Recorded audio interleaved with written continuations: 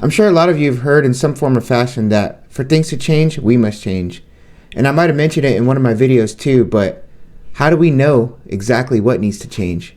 For us to discover the answer to that, we need to do a radical self-assessment. We need to discover what areas in our lives that need to be changed. I learned in psychology that there are 5 important aspects in our lives that motivate us to behave a certain way. 1 is the physical aspect, the things that we need for our bodies. 2 is the emotional aspects, to experience joy, to be loved, things like that. And 3 is our intellectual aspect, IQ, logical perspectives, mental processes that we indulge in every day.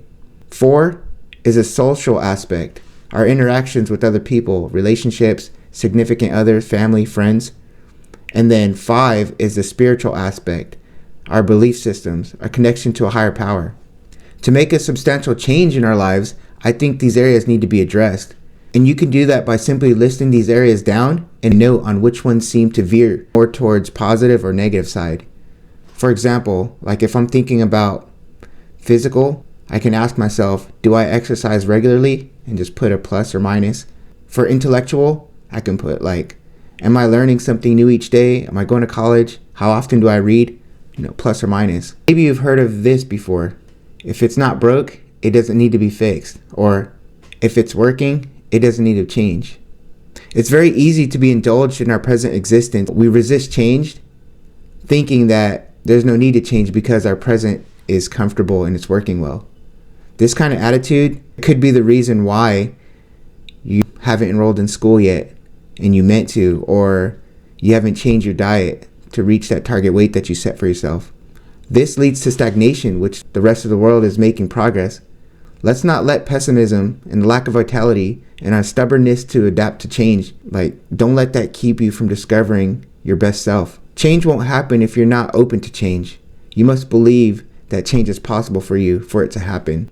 Have you ever noticed that every time we think about bettering ourselves, there always seems to be an opposing force that acts as a hurdle to derail us?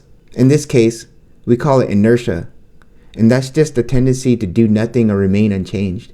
What is it that keeps us in our present state to avoid change? It could possibly be internal resistance like fears, emotional baggage, lack of confidence. These powerful emotions do keep us from opening up to change. I just wanted to share this bit of information that I use during my reflection period to become more self-aware. Why self-awareness? Well, the more you know about yourself, the more confident you'll be in yourself, right? You start to know your strengths and understand your weaknesses, and then you can use those strengths to build those weaknesses. Learning is the name of the game.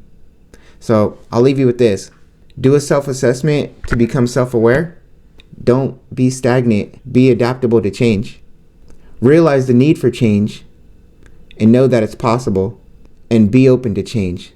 Don't let internal resistance keep you in a state of inertia. All right, that's it for now. I hope you got something out of this. And if you appreciate the content, hit the like and subscribe button somewhere on this page. And thank you for watching. I'll see you next time. Peace.